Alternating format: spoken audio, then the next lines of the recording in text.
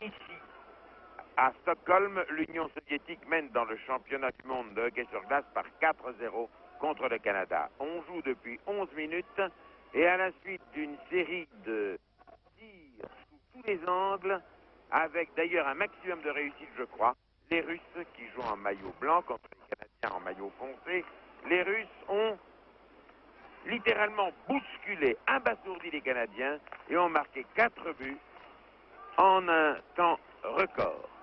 Les Soviétiques, là, se sont repliés et les Canadiens viennent de tirer. Les Canadiens en maillot foncé, les Russes en maillot clair.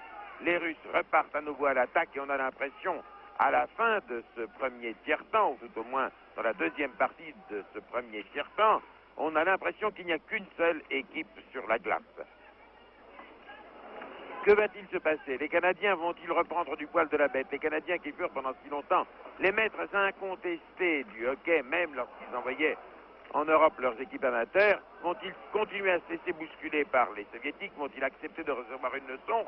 Ou bien vont-ils se rebiffer? C'est, je crois, la question qui se pose maintenant et c'est les minutes qui viennent qui vont nous apporter la réponse. Firsov, le Soviétique, tire et Stevenson bloque. Stevenson, le gardien canadien, passe à ses arrières. Non, la ligne d'attaque soviétique est encore là. Passe et Firsov tire et marque. Firsov tire et marque facilement, bien qu'il soit tombé à genoux.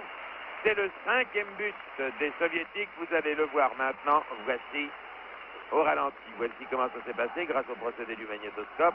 Voilà, le gardien du Canadien était sorti et Firsov, le prenant complètement à contre-pied, a marqué le 5e but.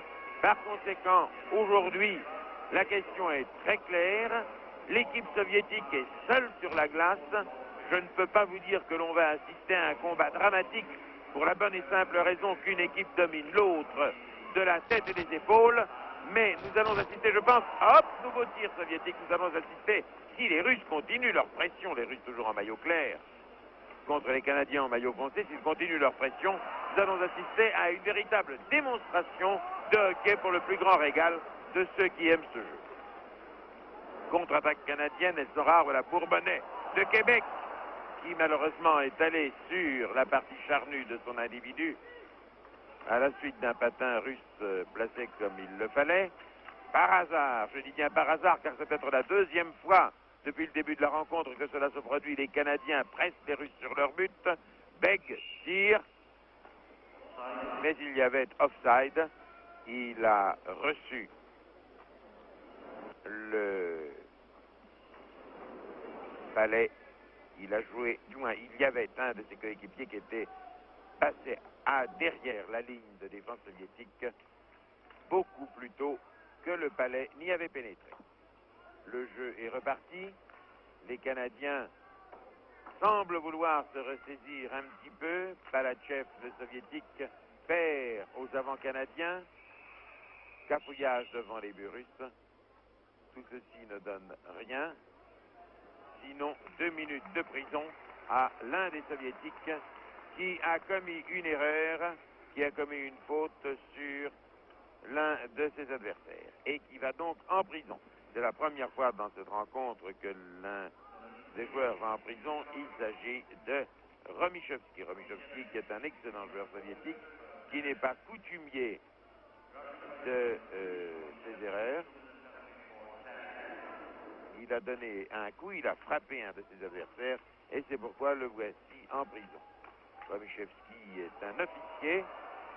Voici une attaque soviétique qui se développe, tir de la part de Starchinov. Romichovski, dont je vous dis, qui est en prison, je vous disais que c'est un officier. Il pèse 88 kilos. Il a déjà participé au championnat du monde de l'année dernière à Grenoble, mais ce n'est que son 2e championnat du monde. Et peut-être est-il un peu ému, encore qu'en général ce soit un garçon plein de fair-play. Les Canadiens sont donc à 5 contre 4 soviétiques. Pendant que l'un des joueurs est en prison, on n'a pas le droit de le faire remplacer. Et pendant tout le restant de la partie, le manager de chaque équipe peut faire remplacer autant de joueurs qu'il veut par un nombre égal de joueurs. 5 Canadiens contre 4 Soviétiques. Les Soviétiques vont faire maintenant de la dentelle. Ils vont tenter de faire passer le temps des 2 minutes de prison. Charge, balai injouable. Ils vont tenter de faire passer les 2 minutes de prison de leur camarade Romichevski à l'aide de soit de courtes passes les uns aux autres, des courtes passes ne signifiant rien, sinon que pendant ce temps-là le temps s'écoulera, ou bien alors tenter des échappées en perçant la défense canadienne. Je suis en train de me demander si à 4 les soviétiques ne pourraient presque pas battre les Canadiens jouant à 5 sur la glace, tellement leur domination jusqu'à présent a été nette et indubitable. On joue depuis 14 minutes dans le premier tiers-temps et il faut bien dire les choses comme elles sont, il n'y a plus le moindre doute sur l'issue de la rencontre. Ragouline engage contre Kefri. Non, l'arbitre n'est pas content, les joueurs étaient très nerveux, il les fait remplacer par d'autres, c'est Baze contre Mishakov.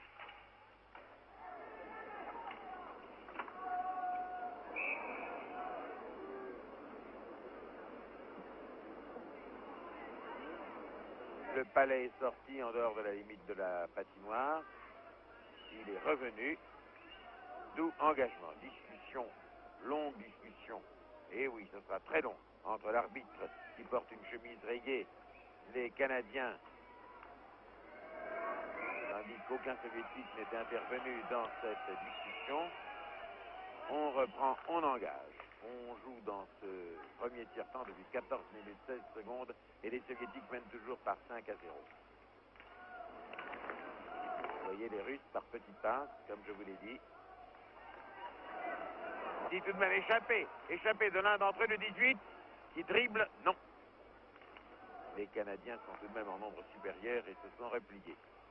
Petite passe des soviétiques, pendant ce temps-là, l'horloge tourne, vous voyez, ils jouent, j'oserais presque dire qu'ils jouent à la baballe.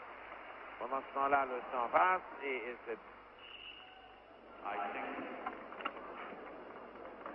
ce coup de Loutchenko, cette passe à Maltsev s'est transformée en un dégagement interdit. C'est-à-dire que lorsqu'un joueur envoie le puck depuis derrière la ligne rouge centrale au-delà de la ligne de but de l'adversaire, le jeu est interrompu et l'engagement se fait à l'un des points d'engagement dans la zone de défense de l'équipe en faute. C'est ce qui se produit en ce moment-ci, puisque le puck, depuis derrière la ligne rouge qui marque le centre du terrain, est allé au-delà de la ligne de but de l'adversaire. Engagement par Firsov et Hargreaves. Palais injouable, on va le récupérer dans la rainure qui est entre la balustrade de bois et la glace de la patinoire. Le gardien de but soviétique à la parade et un but marqué par les Canadiens. On aurait dit qu'il pressentait, je pense que c'est Pinder, oui c'est Pinder qui a marqué ce but. Nous allons voir comment ça s'est passé, regardez, voici comment cela s'est produit il y a un instant. Hop, et voilà. Pinder pris à contre-pied sur son côté droit. Le Canada a sauvé l'honneur et n'est plus mené que par 5 à 1. Vous voyez, il jouait à 5 contre 4, peut-être même d'ailleurs que le 5e soviétique était déjà rentré sur la glace, mais le gardien de but a eu l'air, nous avons senti l'instant d'avant que quelque chose allait se produire, et vous voyez, il a eu la pression, comme nous, qu'il allait rencontrer, sinon le malheur du moins, quelque chose de mal. Contre-attaque soviétique, passe, tir, arrêt, nouveau tir soviétique, arrêt du gardien canadien Stevenson, qui ne joue pas mal, qui ne vaut pas son vis-à-vis soviétique Zinger. Les Canadiens ont tout de même trouvé un petit peu la cadence et après avoir reçu la leçon, ils vont maintenant donner un maximum pour tenter de réduire le score offside de l'un des avants canadiens qui a pénétré derrière la ligne bleue délimitant la zone de défense de l'équipe soviétique avant que le palais n'y fût. Le 20, Mott change, le 4, Stevenson, qui est le frère du gardien de but, change, s'asseyent tous les deux sur leur banc et sont remplacés par 2 coéquipiers. Les Russes attaquent. Les Russes attaquent, mais depuis quelques instants, les Canadiens ne s'en laissent pas compter. Nous avons donc pris l'émission à l'instant même où le combat a sinon changé d'âme, tout au moins a changé d'allure. Ce n'est plus une leçon que reçoivent les Canadiens. C'est un match presque égal. Tir des Canadiens qui passent assez loin de la cage de Zinger, le gardien de but soviétique. Yakouchev a le palais, tombe de tout son long, plein ventre. Zimin tombe aussi. Que de chute, il est vrai que les Canadiens sont plus lourds que les Soviétiques. Aïe, aïe, aïe, aïe, aïe. Beg ne l'a pas eu. Est-ce que Yakouchev va s'en saisir? Grand coup de crosse, tir d'un Soviétique qui passe on ne sait où. Attention, croche-pied, croche-patin, 2 minutes de prison au titre canadien. Abeg qui a gêné. Voilà, vous voyez, il n'est pas d'accord, Beg, et discute avec le Canadien. Madoué qui lui dit, vous n'avez pas le droit. Mais les arbitres sont seuls maîtres de leur décision. Il n'y a pas d'appel possible et Beg est obligé d'entrer dans la cage. Autrement dit, obligé de s'asseoir sur le banc. Des pénalités pour 2 minutes et les Soviétiques sont maintenant à 5 contre 4. Là, cela va être très mauvais pour les Canadiens. C'est la position inverse de ce qui s'est passé il y a 3 minutes où les Soviétiques étaient en désavantage de nombre. Baonès dégage, le palais est sorti et il est allé se promener dans le public. Toujours 5-1 pour l'Union soviétique alors que l'on joue depuis 16 minutes 55 dans le premier tiers-temps.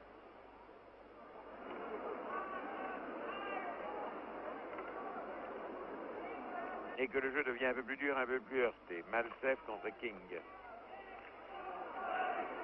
Un certain nombre de gestes brutaux. Firsov face à Harlamov. Harlamov accroché par une crosse canadienne. Les Russes sont obligés de passer constamment en arrière. Ragouline pour tenter de se dégager. Maltsev. Ragouline à nouveau. Déploiement des Soviétiques. Harlamov qui perd la ligne canadienne, perd le palais, non, passe à l'un de ses coéquipiers qui lui patine, passe à Firsov. Firsov sur la gauche. Le jeu a ralenti depuis un instant. Harlamov tire et n'entre pas. Vikulov est allé le chercher. Va-t-il tirer? Sans doute oui. S'il n'est pas gêné là. Oh. Le voici où il était le palais. Il était entre les genoux de Baunas, le Rouquin qui est l'un des arrières du Canada. On joue depuis 17 minutes 42.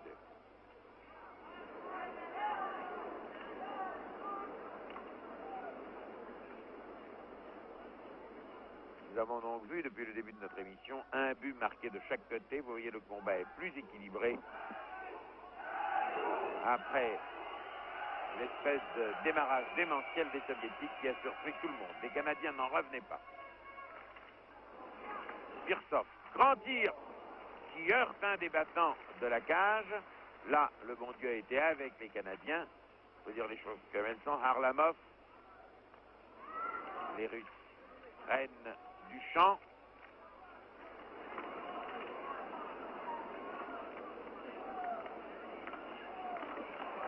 Hop, c'est tout près. Oh là là, la belle bagarre. Et finalement, le gardien de but choisit de se coucher. Regardez-moi, entre cette forêt métallique, entre cette forêt de patins. On joue depuis 18 minutes 12 dans le premier tiers-temps. L'Union soviétique mène par 5-1 contre les Canadiens.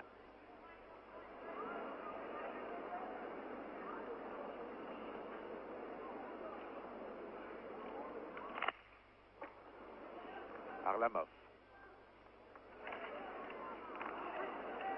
Hargreaves s'en saisit, dégage enfin son camp et cela se transforme en dégagement interdit puisque d'avant la ligne rouge qui marque la moitié de la patinoire. Le balai est allé au-delà de la petite bande rouge qui marque la ligne du but de l'équipe adverse. Engagement donc pas début canadien. Les Canadiens sont toujours 5-4, 4 contre 5, puisqu'ils en ont un en prison.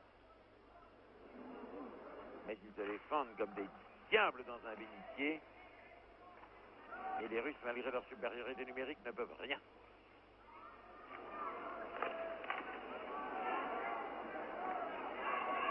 Dégagement des Canadiens en avant. L'arrière russe, Robijovski, est obligé de patiner très très vite pour tenter d'échapper à l'étreinte de l'avant canadien. Palais injouable, coup de sifflet de l'arbitre. Engagement. On joue depuis 18 minutes 45 secondes.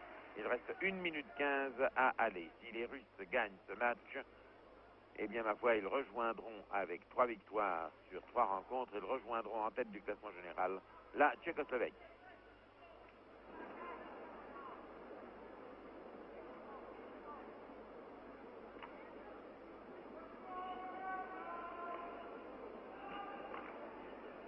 C'est Caffrey pour les États-Unis, Starchinov pour la Russie, tout près des Russes. Oh, que c'est dommage, les Canadiens ont raté une occasion formidable. Contre-attaque soviétique par l'aile gauche, l'aile droite, pardon. Les Canadiens se replient, il reste 1 minute jusqu'à la fin de ce premier tiers-temps.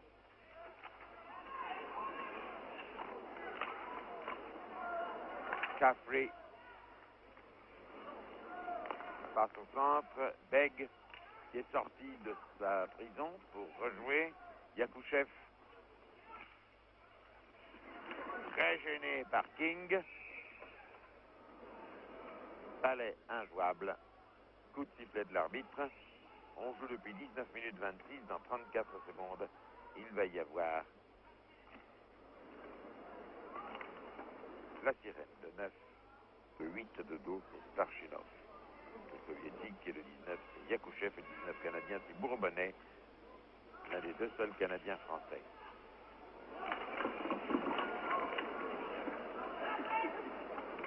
Les Canadiens repartent par Huck. Huck à le puck. Belle attaque canadienne. Ils sont là, haut, bien placés, mais reperdent. Tir canadien qui est arrêté par le gardien de but soviétique, détourné dans quelques secondes. La sirène. Les Canadiens se sont ressaisis. Et depuis que nous avons pris l'antenne, ils font réellement jeu égal avec les Soviétiques. Dans 4 secondes, c'est la sirène. Non, c'est trop tard. Tire. La sirène, juste après l'arrêt, à la fin du premier tiers-temps, c'est 5-1. Nous allons vous passer maintenant quelques passages du deuxième tiers-temps.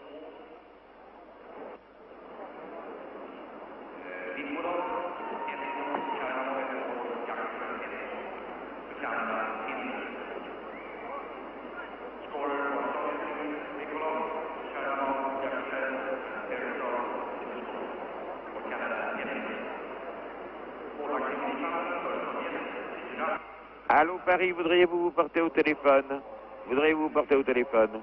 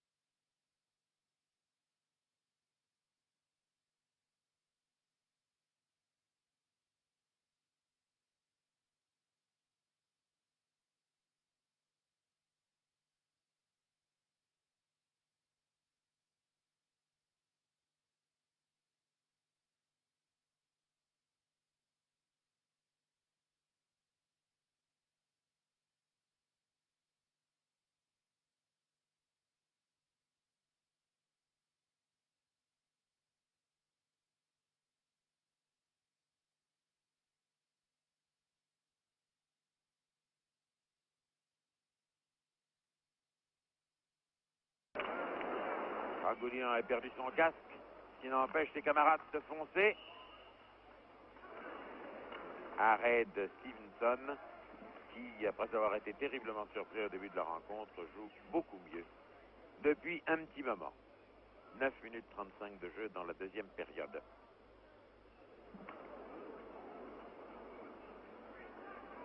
Notre émission, elle, qui a 45 minutes, essaye autant que faire se peut de vous donner une physionomie de la rencontre. 45 minutes doivent résumer 2h20 de jeu.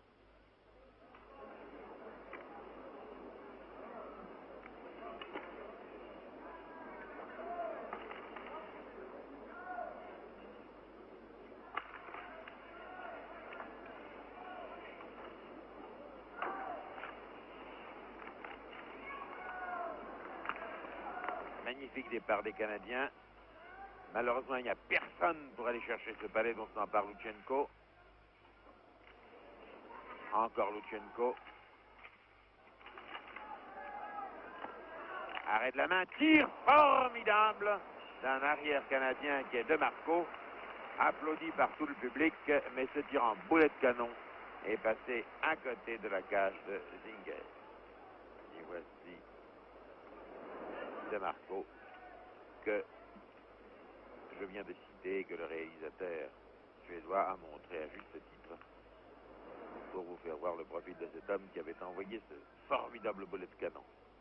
De Marco est l'un des rares Canadiens qui joue sans casque. Il y a encore Pinder là-bas qui joue sans casque. Et qui a le puck. Lance en avant pour un repli de Palachev.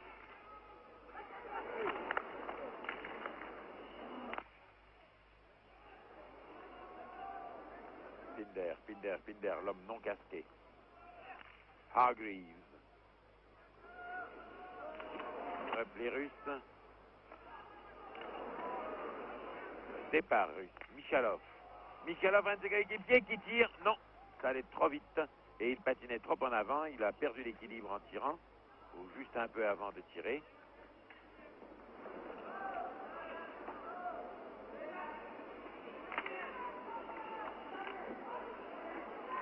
Palachov. Ratage russe. Michalov seul. Ses coéquipiers sont un peu fatigués après leur départ sur les chapeaux de roue. Et finalement, les Soviétiques n'ont aucune raison de presser par trop les Canadiens, puisqu'avec 6-1, ils peuvent se contenter de vivre sur leur avance, mais Mishakov en veut. Mishakov repart, dribble, joliment, passe à Palachov, Petrov, mais Stevenson, en s'étendant, vous l'avez vu, a réussi à arrêter le balai et il est fort applaudi par le public suédois, particulièrement connaisseur. On joue depuis 11 minutes 32.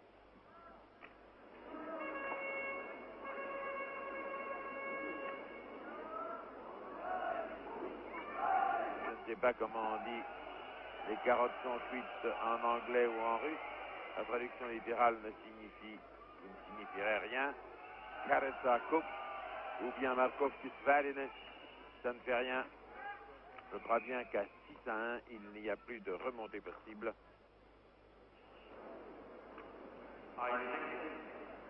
Dégagement interdit. Il y a longtemps que l'on n'en avait pas vu. Engagement maintenant, juste devant les buts canadiens. Pour les Russes, c'est Sarchinov. Pour les Canadiens, devait être Stevenson de jeune, mais il est remplacé par Bauwas. Un peu nerveux, Bauwas.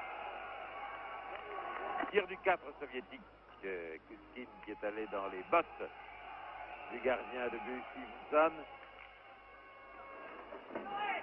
Les Canadiens se démènent comme de beaux diables.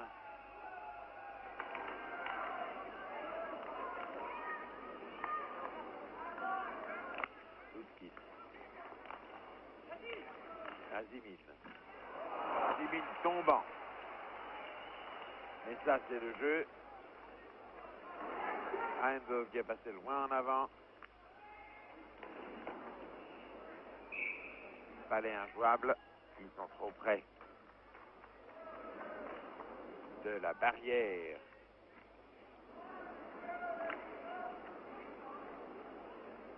On joue depuis 12 minutes 23. Changement de joueur. Le 2 russe va s'asseoir. Davidov, le 7 aussi, Palachov. Et Firstov a reparu sur la glace, de même que Ragulin. Le 5, Ragulin, leur meilleur arrière. Le 11, Firstov, leur meilleur avant. Shevchenko. Demarco. L'homme, vous savez, qui a fait le shoot en boulet de canon tout à l'heure. Qui est devenu populaire d'un seul shoot. Très jolie passe de Huck. Huck formidablement tir. Oh que c'était beau de la part du Canadien. Oh que c'était beau, mais ça n'a rien donné. Vous voyez, ce n'est pas un jeu d'ensemble qu'il pratique. Contre-attaque soviétique, ce n'est Firstov. Firstov n'arrive pas à se démêler du Canadien. Oh que c'est dangereux. Les Canadiens ont quelquefois des échappées foudroyantes de toute beauté. Et ce que vient de faire Huck il y a 40 secondes était magnifique. Malheureusement, seul, que voulez-vous, ses coéquipiers ne l'ont pas suivi. Alors, une équipe peut avoir 2, 3, 4 individualités très brillantes sur 16 ou 17 joueurs. Ça ne suffit pas pour gagner contre une équipe aussi bien soudée que celle des Russes.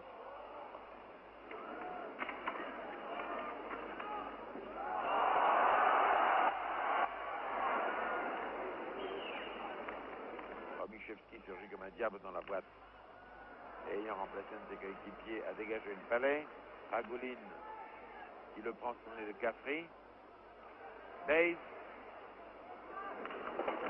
Ragulin. Nikulov, en avant. Harlamov. Et dégagement par les Canadiens.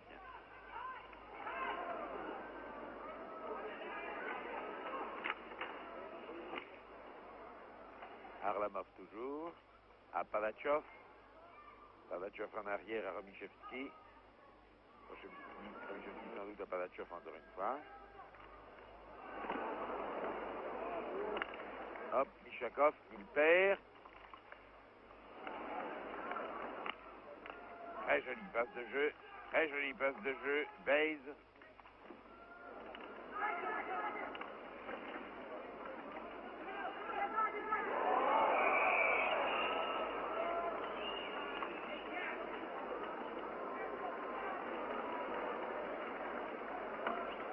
Moi, je crois que Caffrey, oui, Caffrey va en prison.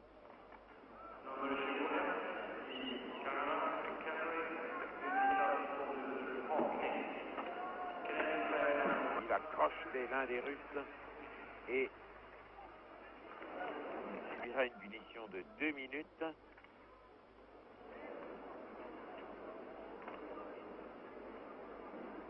Voici l'entraîneur soviétique, Tchernyshov, au milieu de ses joueurs. Et il y a 5 soviétiques contre 4 Canadiens. Replient les Canadiens.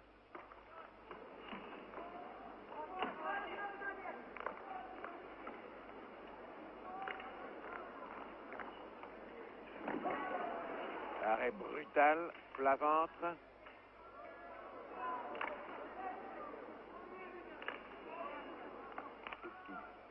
Sur la gauche. Où va-t-il choisir de passer? Toujours sur la gauche. Toujours sur la gauche. Toujours sur la gauche. On ne centre toujours pas. Et quand on centre, c'est O'Malley qui s'en suit.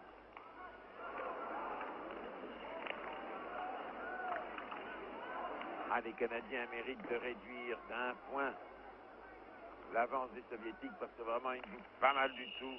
Zimin offside.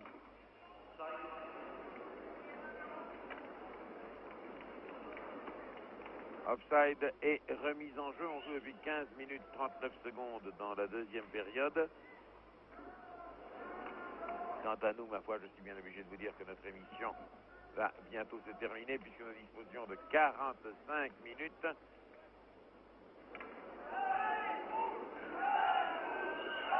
Nous avons vu la période ou la partie du jeu où le match a été équilibré. et non pas celle où il n'y a eu qu'une seule équipe sur la glace. J'aime finalement mieux ça parce que lorsqu'une seule équipe domine, tire et il rentre, et les Soviétiques ont rentré un nouveau but par Vikulov. Attention, nous allons voir comment cela s'est passé. Voilà, vous voyez le 9 Vikulov, il l'a, regardez sa manière d'agir, chute du Canadien, et hop, un grand tir qui passe entre les jambes de Stevenson et qui va dans les filets. Je vous disais donc que, au lieu de voir le festival soviétique du début de la rencontre, nous aurons vu, au cours des 45 minutes qui nous sont imparties par la grille des programmes, nous aurons vu un passage beaucoup plus serré, où les deux équipes auront presque fait d'égalité. Néanmoins, la supériorité soviétique est caractérisée pour vous par 3 buts qu'ils ont marqués sous vos yeux contre un seul but des Canadiens.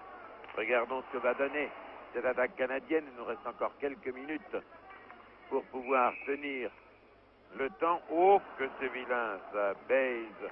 Oh là là. Monsieur Malseff. C'est Monsieur Baze. C'est Monsieur Malseff qui est d'ailleurs le coupable de cette espèce de... Eh oui, de ce vilain mouvement. Et avec un porte-voix, son entraîneur lui a dit « Mon bonhomme, reviens sur le banc.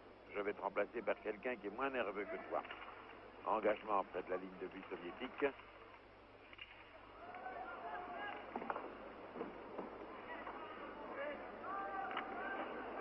Nous allons suivre encore cette attaque. Peut-être ne restera-t-il une minute. Les Canadiens passent-ils? Vont-ils marquer? Non, ça va dans les jambes de Ragouline. Bagarre entre le 3 de Marco, l'homme au fameux bouchut en boulet de canon. Et c'est sur le score de 7-1, alors que les Canadiens, qui furent si longtemps les maîtres incontestés du hockey, vont perdre par un score sévère, très sévère, leur match contre l'Union soviétique, que nous allons dans un instant, après cet engagement, arrêter notre enregistrement. Chute de Stevenson.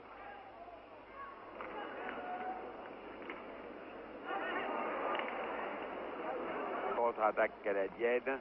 Est-ce qu'elle va donner quelque chose? Je l'espère pour eux, que l'on termine sur un joli but marqué par les Canadiens. Hélas non, le palais est injouable.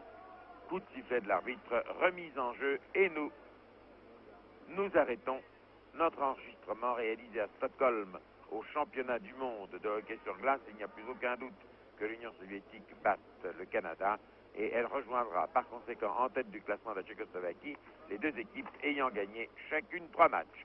C'était un reportage de la télévision suédoise à Stockholm avec les commentaires de Léon Zitrone. À vous Paris.